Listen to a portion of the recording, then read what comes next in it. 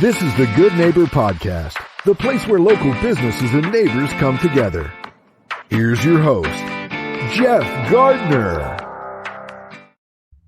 Welcome to the Good Neighbor Podcast. Today we have another good neighbor on, Robin Carter with Craighurst Guardian Pharmacy. Robin, welcome to the show. How are you today? I'm good. Thanks for having me, Jeff. Absolutely. So the audiences know we've had many conversations. We've been watching your business and what you guys do and the impact that you have on the community. We're very grateful to have you on the show, especially with the work that we're doing.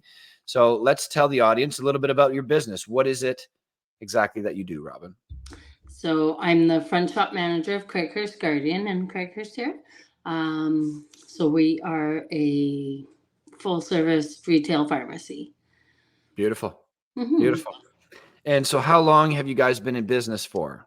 We are about a week or 2 weeks past our 4-year anniversary. Beautiful. And I know a little bit of details, so I know you guys are family owned, but what does that consist of? How many are there? Oh, depends on the day. So we are family owned. My dad, Brad, is the pharmacist, as well as Rhonda's in the pharmacy lots or in the office. I'm pretty sure everyone probably knows them. So that's my mom and dad. I'm the front shop manager, as I said. I'm their daughter. My brother is on a hiatus right now. He's a registered nurse, and he was helping us out in the pharmacy a little bit. But he has actually left us temporarily to attend pharmacy school. Mm-hmm. So we've let him go. My sister did not join us. However, I pull her in once in a while when needed for inventory and things like that. I've had my brother's girlfriend here for our Christmas in Craighurst 2 years in a row doing the face painting. So I pulled her in, and my 16-year-old son also works here on weekends and whenever I can get him to leave his room.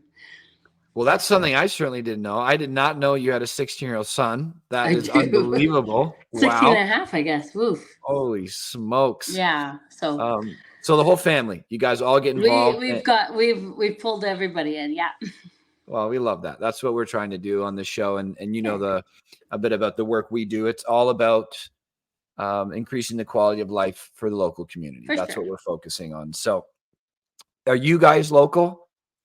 You guys, play in the area that you work somewhat? Yeah, yes and no. My parents are not there in Innisfil. Okay. Fair enough. They've built themselves a beautiful home that they can retire in. So I wouldn't leave that either. And they like to have a little bit of separation for their weekends. I am in Aurelia, so I'm closer. Yeah. And my brother, he was in Brecken and then moved home for a little bit, and now he's home weekends and in Guelph going to school. So pretty much outside of your brother, everybody's Simcoe County. You guys are all for sure we are, yeah. And my sister's in Toronto, but yeah, for the most part, like my parents and me, we're all Simcoe County, yeah. Wonderful, wonderful. And how did you guys tell the listeners? I'm so interested in people and human potential, and why we do the things we do is often where I spend my curiosity, my energy, the story behind it. So I know it's family run, but why did you guys get into this?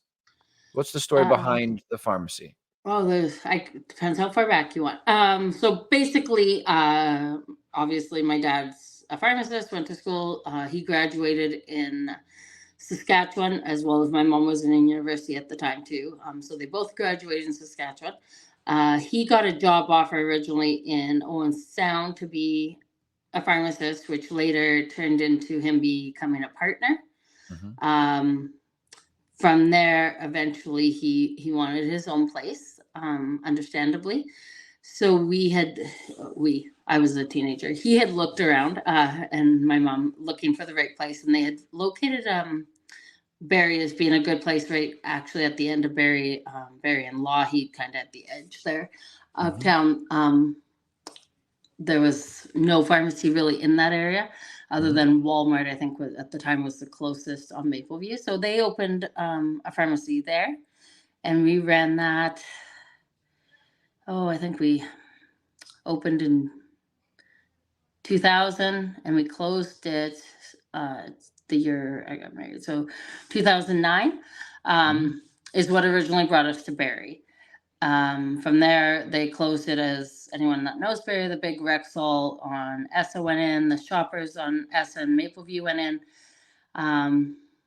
So it got a little tight. People like to be able, convenience, they like to be able to buy their bag of milk while they're waiting for their prescription.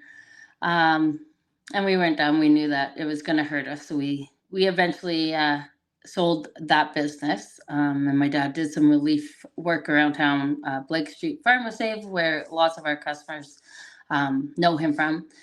And eventually we knew we'd open another one. Eventually it was just finding the right time.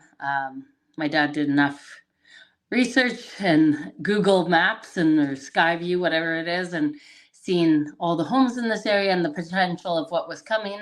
And we, we liked the area. It's a quiet town, and save people driving into Barrie and keep things local. Yeah, I love it. Yeah. How was COVID for you guys? Great, Jeff. It was great. COVID hit 2 months after we opened. Month and a half, actually.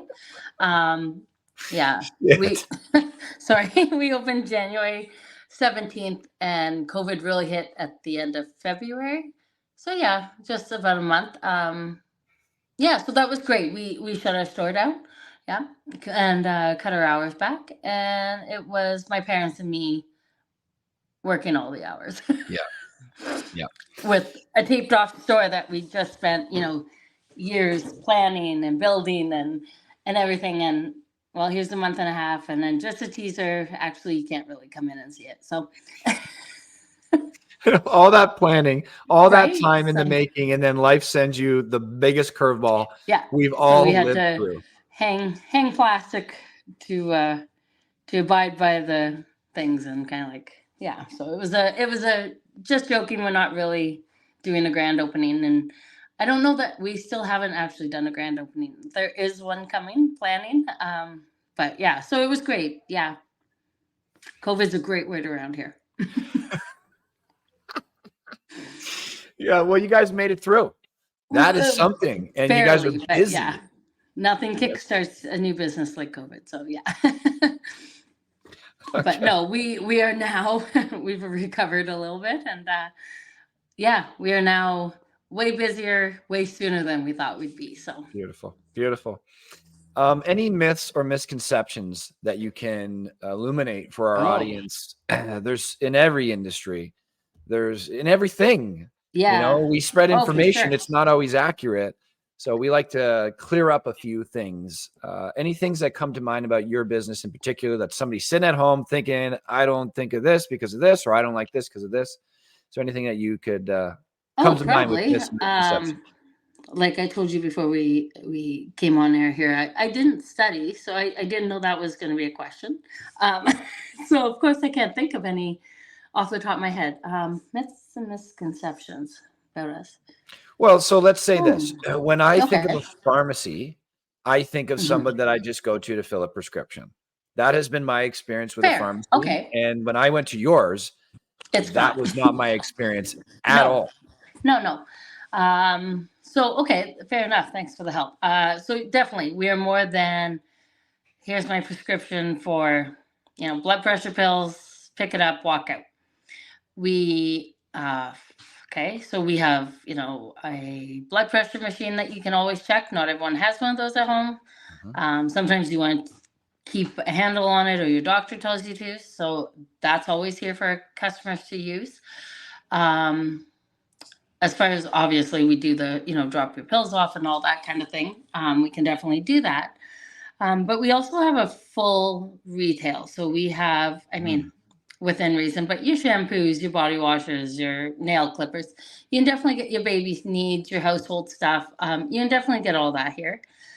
We have, I try to spend a lot of my parents' money on new giftware all the time, to keep new giftware and exciting stuff. So that's great. We definitely offer that for you guys. As well as the little things that people might not think of. You're having a hard time remembering to take your pills, or, mom's having a hard time in her older age to remember taking pills. You can definitely come in and say, hey, here's the situation. We can put them in blisters. That breaks it down. You can buy the little pill boxes, but we can do that for you. There is a small fee for it, but we can do that for you. They're in like cute little books, and that's morning, afternoon, supper, bedtime. So if mom and or dad or whoever's independent but not quite independent, you can't be there all the time, that's something that we can do. So like when you pop in, hey, we can check and say, it's supper time, you haven't taken your pills today. Kind of lets you keep a monitor on it, as well as just talking to the pharmacist about your meds. If you have any questions, any interactions, our staff is really good at knowing when there's an interaction. Sometimes doctors are so busy during the day. Okay, you have these symptoms, this is what you need. Well, they don't look that, okay, but 2 months ago I prescribed you this for this, and those shouldn't work together. Whereas we'll pick that up and say, you can't do that. We'll call your doctor for you and get them to change it to something else. We bill your benefits directly. We do vacation supplies for all the snowbirds.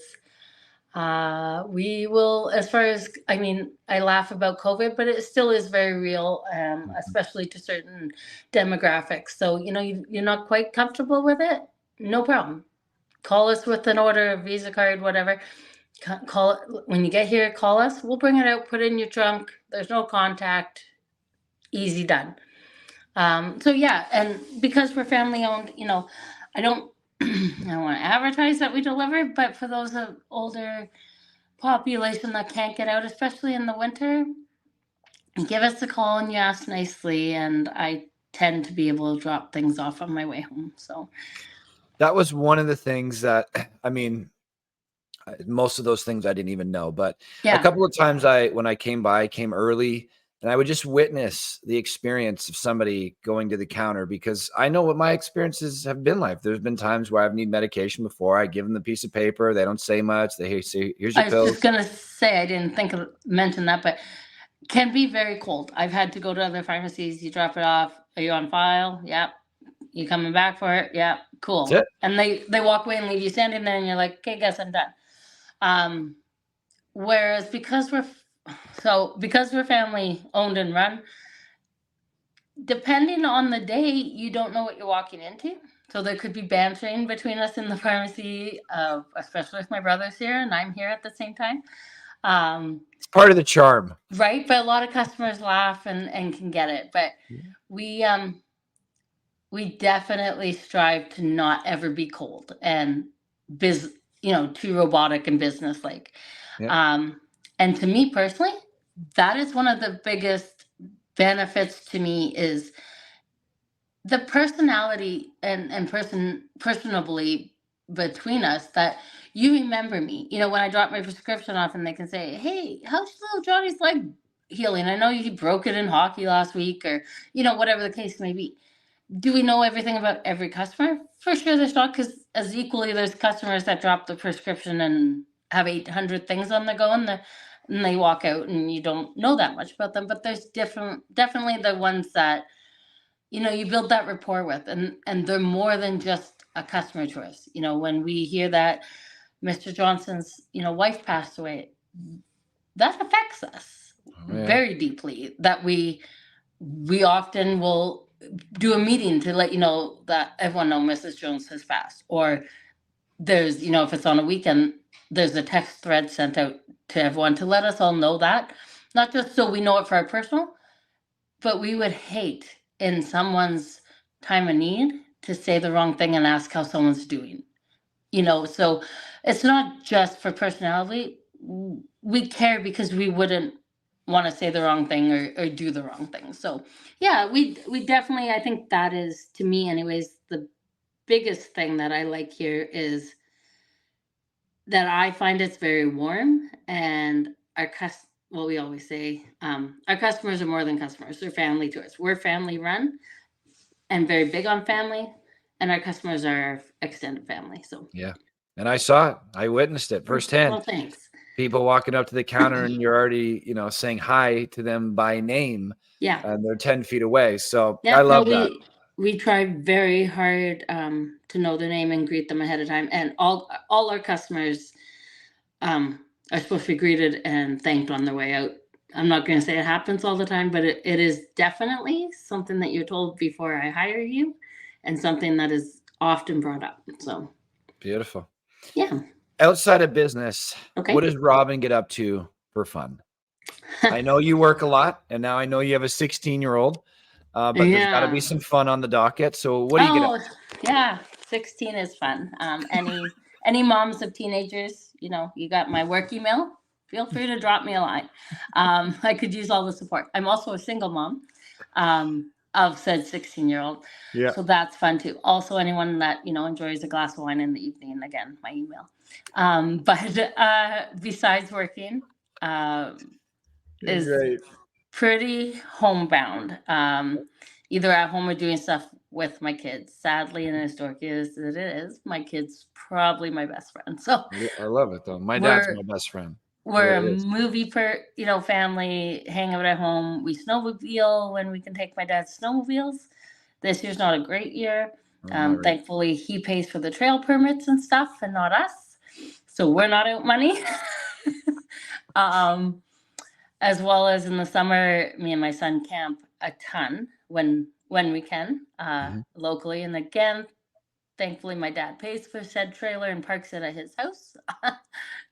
So that's easy too. But other than that, yeah, just wholesome, as corny as it sounds, family stuff, movie nights or going out to the movies or, I don't know, going to, the zoo for the day or Ripley's or, yeah. Yeah, I just went to Ripley's actually last Sunday. It was great. I haven't went in a while, so. Yeah, no, it's a great place. But family things, nature. I mean, that's the point of the show. That's the people that we bring on, and we love it. We're very much, camping. When I say locally, I mean like we're not driving, hours and days, but camping, hiking the trails with my dogs, that kind of stuff. How many dogs you got? 2. If anyone wants a 1-year-old cane corso, again, my email. Cane corsos are huge dogs, are they not? Yeah, he's I don't know. I have a 9-year-old shepherd cross that is very much my son's dog, and I was feeling very lonely, so I thought I'd get a cane corso. So he's a year old and he's 160 pounds. Yeah. And so you felt lonely and you bought the biggest dog in the world. I thought so, yeah. Who wants the little puppies that you can put in your purse when give me a horse instead. I can have a horse that pulls my car when I run out of gas. So. Oh man, you're fun. And breaks things in my house because he can't use furniture properly or doors. He ran right through my screen door the other day because he wanted out, and I opened the glass door and he full force, and I was like, cool, doggy door. My horse of a dog. That's gonna come out my rental deposit, no problem. Oh man, okay, I can't stop laughing. So the next question. I like to provide a little context with this question. Okay. So it's a question about hardships and trials. And the context that I provide is simply that the whole point of this podcast is real people having real conversations. So as presenting reality as close to it as it can be. So big part of life is the joy of life, but a huge part of life as well is our challenges. I mean, I think that's where we grow. I think that's where we get the opportunity to find out what we're capable of, to see the kind of, for lack of a better word, shit that we can make it through.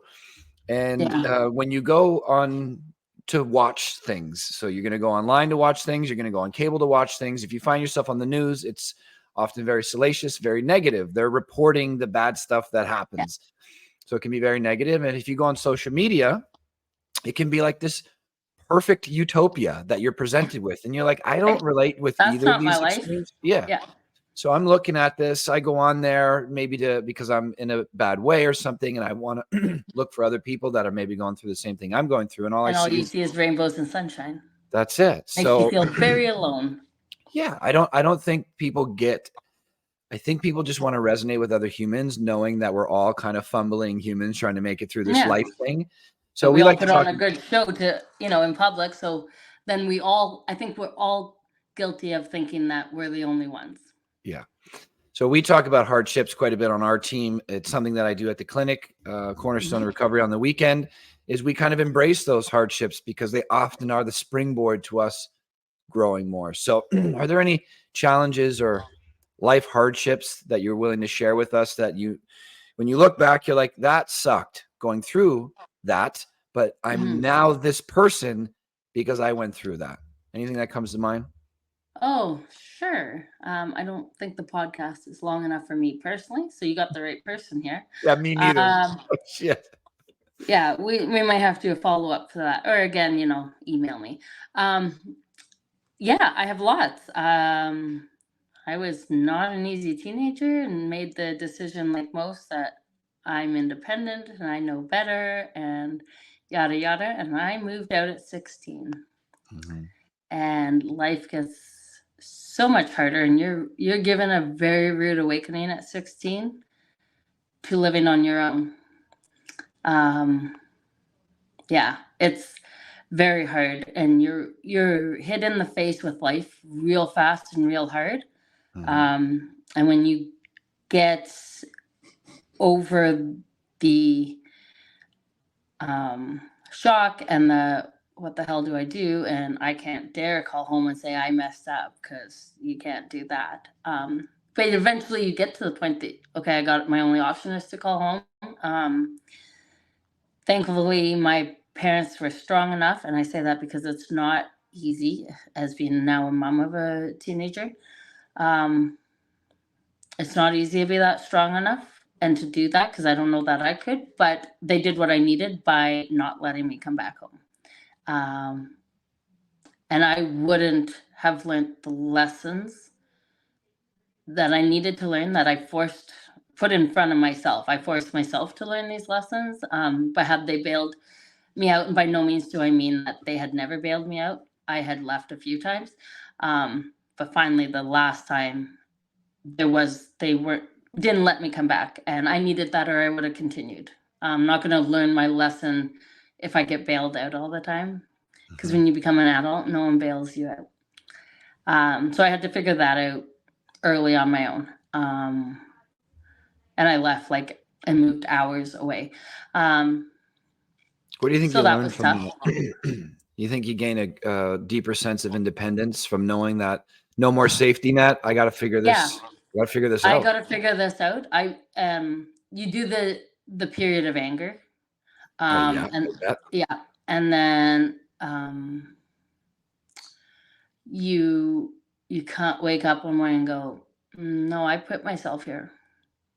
I was a big girl, so I need to figure this out. There is no one coming to save me, so I need to figure this out, or I'm going to stay here. So I had to figure it out, and it wasn't easy. And that becomes a very long story in how I figured things out and whatever. But yeah, so that definitely shaped me, made me stronger. And now you guys are running a business together, and the whole business is based on helping people. I might leave again. Some days. However, I'm an adult now, and there's really no one coming to bail me out. So, but yeah, no, it made me, and as a parent, there's lots that as a kid, of course, you know everything, and then you become the parent and you go, I don't know anything. But yeah, exactly. But it's also, I think, given me,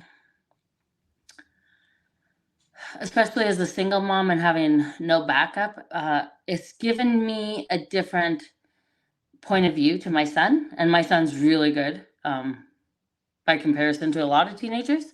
But it's given me a different point of view of, wait, remember when you were him, how you felt, how you saw the world. And at the time, obviously, I was told all the time, reality, and you can't sink it in. No, that's not reality. So I'm a little more patient with him and understand where he's coming from. But I'm also then able to be very candid with him and say, buddy, I get it. I was there. I did it. This is how it worked out for me. It might work out better for you, but you need to know that this is also the option. So yeah, it's made me a better parent. I think it's made me stronger. It's made me maybe more resourceful, and I don't know if it's a good thing, but the kind of mentality that no one's coming to save you. I think that's a very beneficial thing. Right? You got to figure it out. So there was that. There's opening a store in COVID. There's figuring that out. And, just becoming a single mom. Having to, we don't have to get into it, but abusive marriage for a lot of years, and finally realizing that I didn't leave for a lot of years thinking I would uproot my son's life. He'd hate me. What if he doesn't want to come with me? Then I'm losing my son. But it got to a point that I had to, for me, if my son was going to have a mom, if I was going to survive this, I needed to leave, even if my son didn't come, which is really scary and hard to restart your life. By no means am I the only one to do it. And by no means am I the only, single mom. And I only have one kid. So I know there's single moms out there with lots of kids, but having to make yourself be able to walk away from your life with no idea. I felt 16 again, because it was a split second that I was like, I got to walk out the door right now. And if I don't, I'm never going to. Mm-hmm. And I walked out the door and walked and called my mom on the way to come get me, hoping she'd come get me. And she did. And she picked me up with my, walking down I was walking to Timmy's, and she's like, what's your plan? And I'm like, I don't have one, but I just need out of there. So that is scary. That, at least at 16, I went to a friend's house. I mean, I ended up staying with my parents, clearly, but yeah, as an adult, that's somehow scarier than when I was 16. Well, you had a kid. I appreciate it. Walking away from my son, knowing that I had to do what I had to for me, whether he came or not. Thankfully, he did. Mm-hmm. But I had to face that realization that he might not come. So I really appreciate you sharing that with us. No problem. Robin. It's often the things we don't want to share that have the most impact on other people. That story is your unique story, but it's certainly not the first person that has gone through something like that. And one of the main takeaways for me was I look at, for a man, fatherhood being the pinnacle. Like, I don't think there's anything more important for a man than to create a human being and be a role model for life.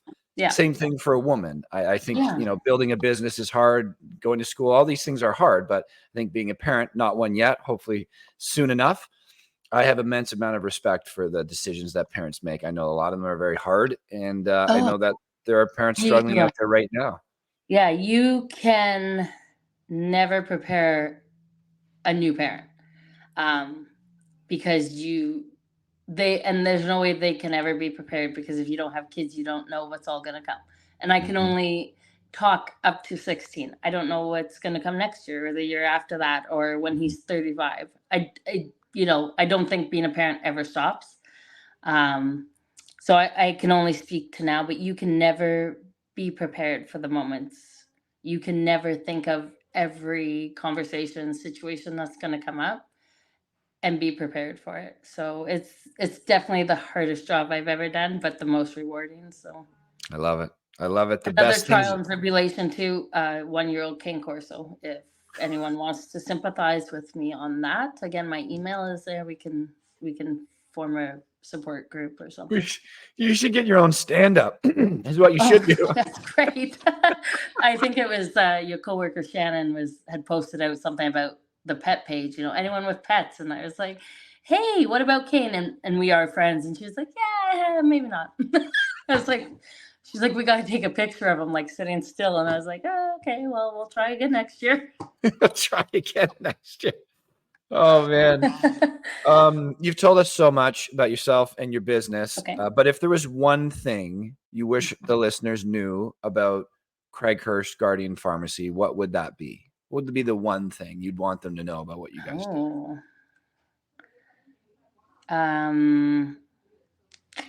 It's going to sound cliche. Just shot myself in the face with an elastic on air. It sounds cliche, but probably it's like the best podcast I've had. I'm so happy you were prepared for this. It's so much better because of it. I'm going to text you later and be like, I am so sorry. The one thing, as cliche as it sounds, is probably that our customers come first. Yeah. You call us and you can't, you work till 6 and you're on your way. we will wait for you. You need a delivery, we will deliver it. You've lost your pills. My dad will usually, if it can be done, advance you. We work with you. We will always go out of our way for you. We carry stuff to your car. We go out of our way. Anything that we can do to make your day, your experience better, we will do it. Even if it means, work on our part or inconveniencing us a little bit, whatever it may be. We will do it because we're family owned. We're not a shoppers that go home at 5 and my paycheck's my paycheck regardless whether we have customers or not. This literally, and because we're family owned, like this thinks the family. This thinks me as a single mom. This thinks my parents. Eventually my brother will be here. If we don't have business, we don't get paid. I may still get paid. I doubt it, though. I'd probably be the first they cut. So, we need you to come in. I have to go out of my way for you. Because we not only, and I don't want to make it sound desperation, but not only do we depend on it, but it makes us feel better when we see someone smile, or we could do something for someone, or how thankful people are when I drop their stuff off so they didn't have to go out in the snow. And I think that's beyond just our business. The simplest act of kindness, you have no idea how far that goes. That's the mic drop right there. Really, that's what we're going for. It's amazing how fulfilling life is when you just start caring about other people. You know what? And it doesn't take a lot of effort. Sometimes it takes less effort than, walking past someone or not opening the door for someone. Just, yeah. How can our listeners find out about you guys? Oh, we're everywhere. You can come in. We'd love to have you come in and look around. What's the address? 2054 Horseshoe Valley Road. We're in the plaza with Tracks and Horseshoe Wellness and the doctors beside us. Right beside Luby's. Shout out to Luby's. But yes, we'd love for you to come on in. I'm going to work on a grand opening so people know more about us and that we're here. You can definitely call us 705-986-0186 and ask us any questions you want. Ask for Brad. He's always free. He's not doing much, so he can take your calls. Whereas me and Rhonda are busy usually. Or you can email. We are on Facebook. When I find time to update the Facebook, that's up to me. If you comment on or message us on Facebook and I don't respond, that's me. Don't blame anyone else here. That's me. Again, my email's easy to find. You can send me hate mail, or you can email me if you have any questions, and I will always. Or lots of love. Or that. I tend to check my email at home and on weekends and stuff, so you can always email us, and that would be craighurstguardian@gmail.com, and you will get me directly. Beautiful. I'm very happy you came to this podcast the way you did, because this is probably the most fun podcast I've had. And since we're signing off, it's 20-5 right now. What a great way to end the day. It's just our conversations prior to today. I've always enjoyed speaking to you. I think what you guys do are great. And you just made my day, Robin. Thanks for coming on the show. I'm glad. Thanks. Appreciate it. No problem. Talk to you soon. Thank you for listening to the Good Neighbor Podcast Midhurst. To nominate your favorite local businesses to be featured on the show, go to gnpmidhurst.com. That's gnpmidhurst.com, or call 705-413-3775.